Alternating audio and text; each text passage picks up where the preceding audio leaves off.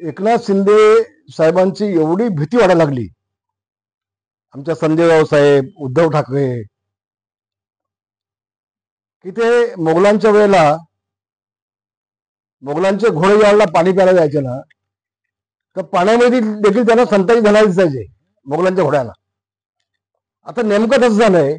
आता जळी, स्थळी, काष्टी, पाषाणी सगळ्या ठिकाणी यांना एकनाथ शिंदे आणि त्यांचे आमदार फक्त दिसत आहेत.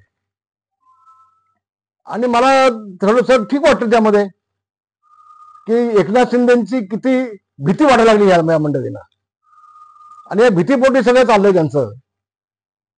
आज संजय राऊत साहेबांनी एक स्टेटमेंट दिली की शिंदे साहेब दिल्लीला गेले होते आणि ते सांगून आले की मला मुख्यमंत्री बनवा आणि मी माझा पक्ष भाजपमध्ये विलीन करून टाकतो.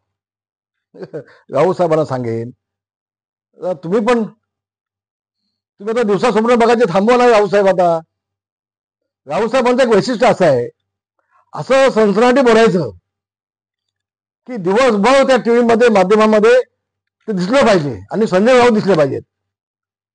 महाराष्ट्राची करमणूक करायचं काम एकमेव संजय राऊत साहेब करत आहेत. या निमित्तानं राऊत साहेब तुम्हाला एवढंच मी सांगेन, अतिशय गांभीर्याने बोलतोय मी,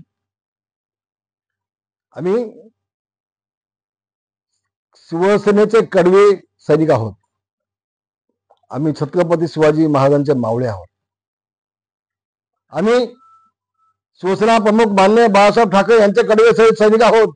रावसाहेब, मरेपर्यंत हा भगवा झेंडा आमच्या खांद्यावरून खाली आणणार नाही. आम्ही जिवंत असेपर्यंत शिवसैनिकच आम्ही राहणार आहोत. तुम्ही कितीही बदनामी करण्याचा प्रयत्न केलात आणि एकनाथ शिंदेना टार्गेट केलं, तर त्याचा उपयोग काही होणार नाही. महाराष्ट्राची जनता तुमचा मालक उद्धव ठाकरे यांना पण ओळखते आणि एकनाथ शिंदेना पण ओळखते. फक्त मुख्यमंत्री बनण्यासाठी तुमच्या मालकाने उद्धव ठाकरेंनी शिवसेना भाजपमध्ये युतीमध्ये लढाई लढली आणि काँग्रेस सोबत लग्न लावलं, काँग्रेसचं मंगळसूत्र घातलं आणि कुंकू लावलं राष्ट्रवादीचं मुख्यमंत्री बनण्यासाठी. हा बाडगेपणा एकनाथ शिंदेने केला नाही. एकनाथ शिंदे साहेबांनी शिवसेना प्रमुख माननीय बाळासाहेब ठाकरे यांचे विचार जिवंत ठेवण्यासाठी त्यांनी प्रयत्न केले आणि त्यात त्यांना यश आलं. रावसाहेब, 2 दिवसाच्या आधी तुम्ही एक गोष्ट आणखी बोलून गेलात. एकनाथ शिंदे यांची दाढी अफजल खानाची आहे, औरंगजेबाची दाढी आहे. आता मला सांगा हो, उद्धव ठाकरेंसोबत होते तेव्हा कडवे सैनिकाची दाढी होती. आता तुमच्या मालकाचा टांगा पलटी करून टाकला, आता दाढी औरंगजेबाची झाली. आणि रावसाहेब, एवढी तुम्हाला एकनाथ शिंदेची दाढी कधीपासून लागायला लागली? कधीपासून गेला तुमच्याकडे तुम्ही त्यांच्याकडे की त्यांची दाढी तुम्हाला झोंबली? कधी गाळ घातले तुम्ही त्यांच्या दाढीसोबत? कुणावर बोलावं, किती बोलावं, कसं बोलावं? आता मी आपला शिकवायला नको, थोडंसं भान ठेवा. एकनाथ शिंदेची दाढी ही कडव्या शिवसैनिकाची आहे, मावळ्याची आहे, एवढं मी आपलं सांगतोय.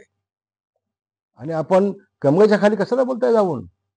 एवढं खाली जाऊन कशाला बोलताय? एवढी धास्ती का तुम्ही एकनाथ शिंदे घेतलेत? आणखी एक शब्द बोलून गेलात तुम्ही, महाराष्ट्रामध्ये लवकर तुम्हाला बदल दिसेल. ही गोष्ट खरी आहे तुमची, हे प्रामाणिक बोललात तुम्ही यावेळेला. कारण महाराष्ट्रामध्ये लवकरच उद्धव ठाकरेंची शिवसेना पूर्णपणे संपणार आहे. उद्याच्या महानगरपालिकेच्या निवडणुकीमध्ये दूध का दूध, पाणी का पाणी होणार आहे आणि आपल्याला कळेल महाराष्ट्रामध्ये किती मोठा बदल झाला तो. एवढं सत्य बोल.